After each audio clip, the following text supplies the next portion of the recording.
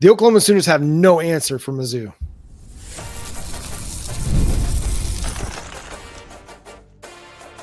You are Locked On Sooners, your daily podcast on the Oklahoma Sooners. Part of the Locked On Podcast Network, your team every day. What's up, Sooner Nation? Welcome to Locked On Sooners, and thank you for making Locked On Sooners your first listen every single day. Shout out to all the everydayers out there. Tune in and subscribe to the show wherever you get your podcast. Today's episode is brought to you by FanDuel. Right now, new FanDuel customers can get $150 in bonus bets if your first $5 bet wins over at FanDuel. I'm John Williams, and the Oklahoma Sooners lost again, this time to the Missouri Tigers, 82-58, a 24-point loss where Oklahoma was kind of in the game in the first half, but with about a little over 8 minutes to go, Missouri extends the lead out to 12 and just goes on a run over the final 8+ minutes into the half. And there's absolutely dominating the Sooners. And it just never got better for Oklahoma. They were down 44-24 at halftime. And listen, it was a 38-34 second half, but it didn't matter because Oklahoma had basically punched their ticket to another L with that first half performance. Just looking at the box score, and you didn't even have to look at the box score to tell that Oklahoma just could not shoot in this game. Turnovers were an issue once again. If you go, look at what they did in the first half versus the second half in turnovers, Oklahoma had 13 turnovers in the first half. 13 turnovers. When you shoot 21.9% for the half, you can't afford to turn it over 13 times. And they actually rebounded fairly well. They had 10 offensive rebounds in the first half. But it didn't matter because they kept turning the ball over like crazy once again. Oklahoma shot just 3 of 13 from 3. And this was going to be a game I think that was going to be won and lost at the 3-point line.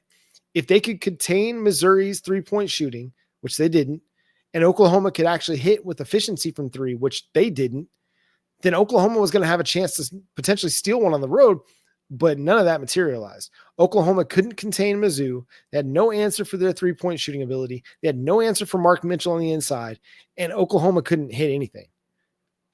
Again, shot just 21.9% from the floor in the first half, just 23% from the 3-point line. For the game, Oklahoma shot 31%. But here's what your stars did. Jeremiah Fears, 3 of 13, 0 of 4 from 3. Jalen Moore, 3 of 14, 0 of 3 from 3. That's not gonna cut it. Those guys shot 8 free throws combined. That's it.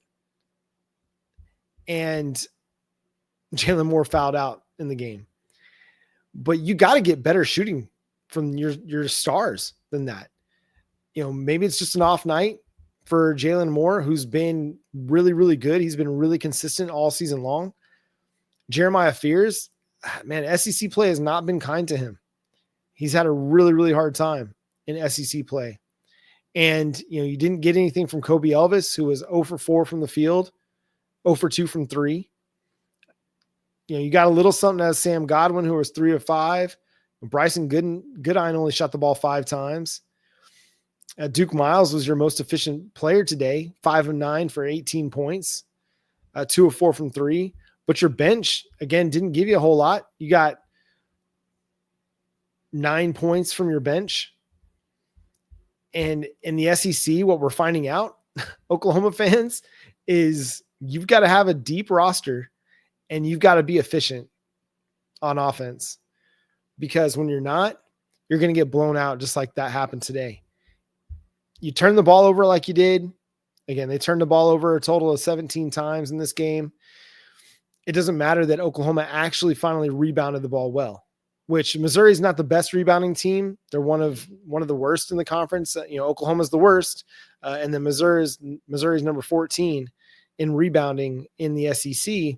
But Oklahoma couldn't take advantage of that because it was just a poor shooting night. And again, they turned the ball over way, way too much. And that's becoming a bit of a theme for this team, unfortunately, is that they don't have anybody besides Jeremiah Fears and Dayton Forsythe that can handle the ball from the point regularly and consistently. And when Fears isn't hitting, when his shot's not falling, and he's not able to get to the bucket, you don't have much of an offense. Jalen Moore, he can get to the bucket on occasion, but he doesn't seem to take the game into his own hands enough. Now, they shot the ball a combined 27 times, Fears and Moore did. So I guess those are your stars trying to make something happen. But they've got to be better. They've just got to be better. And listen, Missouri's good. They're a good team. They're a top 25 team for a reason. They have a win over Kansas when Kansas was the number 1 team in the nation. They have a win over Florida, who's currently ranked number 3 in the nation. Missouri's a good team, but Oklahoma should be able to field a team that's much more competitive than this and able to hang with a Missouri team, even if they're a top 25 team and even if they have significant wins. But the things that have been a struggle for Oklahoma, interior defense, turnovers, again, same struggles, different day. And it just didn't seem like they had it. They didn't really seem to have it in them tonight. They're going to have to be better because the schedule doesn't get any easier for the Sooners. I mean, they are going to have to play LSU next, which, hey, that one gives them an opportunity to pick up a dub. But then they play at number 3 Florida. They got Mississippi State, number 22 Mississippi State, number 15 Kentucky, number 19 Ole Miss, number 21 Missouri, and then you finish the season with Texas, who you already lost to this season at Texas. So Oklahoma looks like they're a NCAA tournament team right now. USA Today Sports had them projected as a 10 seed. Their net rating is right in the mid 40s. Their strength of schedule is about the only thing that's saving them right now, because it's top 25 strength of schedule, because the SEC is so stinking good and so stinking deep. But at some point you got to win a game. I mean, can you go 3-15 in SEC play and be in the tournament? I don't think so. I mean, to have a shot, they're going to have to get to 18 wins. And if they really want to solidify their standing in the tournament, I think they got to get to 20 for sure. But if they can get to 18, I think that gives them a really good chance to get in. But you can't afford a loss to LSU. And then that game at the end of the season against Texas, you're going to have to win it on the road in what's going to be a tough environment, because Texas is going to want to try and keep you out of the tournament. They're fighting for their own tournament lives too. But those ranked games that you've got remaining on your schedule, again, let's just run it down. You've got Florida on the 18th, number 3 Florida, number 22 Mississippi State, number 15 Kentucky, number 19 Ole Miss, and again, number 21 Missouri. So you have a stretch of 5 games against ranked opponents. You got to pick up 2 wins, 1 win in that stretch of 5, and you got to beat LSU, and you got to beat Texas. Can they do that? I mean, some of the play of late has not been inspiring. You lost to Auburn 98-70. Again, the number 1 team in the nation, the Auburn Tigers, you lost 98-70. That's not all that ridiculous. You lose by 18 to Tennessee.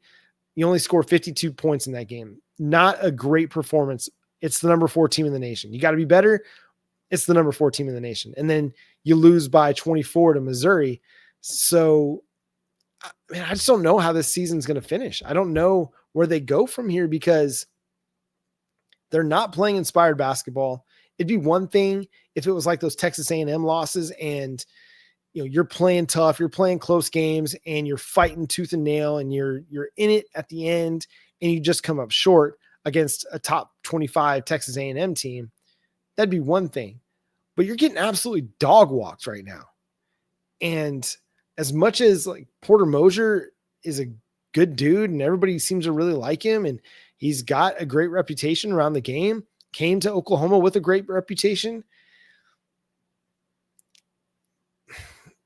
it's just not happening. This is year 4, and we've turned the roster over significantly every single year, and it hasn't led to much more than what we've seen in each season under Porter Moser. And I posted the question on our YouTube account, what would he have to do in order to secure another year at Oklahoma? And most people, a big percentage of people, said he had to make the NCAA tournament. I think that's a reasonable expectation for, Porter Moser and this crew. 55% of the 582 votes said he had to make the NCAA tournament. But 9% said they needed an Elite Eight, that they'd have to go on a deep run. 19% said round of 32, 17% said Sweet 16. So while 45% of the vote said they had to make it at least out of the first round, if not more than that. And so these final 7 games for the Sooners are pivotal. And as much as Oklahoma is feeling probably pretty solidified for a tournament berth right now, if they say they go 0-7 down the stretch, these final 7 games, they get bounced in the first, their first game of the SEC tournament, which I'll have to look at the SEC tournament bracket rules and see if they can even get in if, say, they're the last place team. But if they don't have a decent showing over the final 7 games, I could see a selection committee be like, no, they're trending in the way wrong direction. We're going to go with somebody else for an at-large bid, or somebody else in the SEC could jump them. Let's look at the SEC standings real quick. I mean, this Oklahoma team is not really putting themselves in a position to, be guaranteed anything right now with the way that the results are happening on the court. Oklahoma is in 14th place at 3-8. LSU is 1-10. South Carolina is 0-11 in SEC play. So, 7 games to go. Oklahoma's now 3-8. 17 games to go, like 7 games to go. They're going to have to find a way to get back in that top 13. Because most of the projections I'm seeing from, ESPN, USA Today Sports on the bracketology is that like 13 teams from the SEC are going to get a berth. Will they give a 14th? What Oklahoma's got going for them, again, strength of schedule. Their quad 2-4 record is pretty good. They only have 1 loss in quad 2-4. Their quad 1 record, 4-6, 4-7 now? Yeah, 4-7. But again, you're going to have to win maybe 1 or 2 more quad 1 games to really secure your spot in the NCAA tournament. And that's going to do it for today's episode of Locked On Sooners. Thanks so much for tuning in, being a part of the show. Subscribe to the show wherever you get your podcasts. We're free and available on all podcast platforms and on YouTube. So hit that subscribe button and that notification bell to let you know when new episodes drop. Again, the Oklahoma Sooners fall to the Missouri Tigers, 82-58. Duke Miles leads the way with 18 points. Jeremiah Fears on 3 of 13 shooting, 8 points. Jalen Moore, 3 of 14 shooting for 10 points. But until next time, we're going to have a mailbag episode on Thursday, and I'm sure we'll have some interesting football nuggets for you on Friday. Make sure you're tuned in, subscribed here on Locked On Sooners. But until next time, I'm John Williams, Boomer Sooner.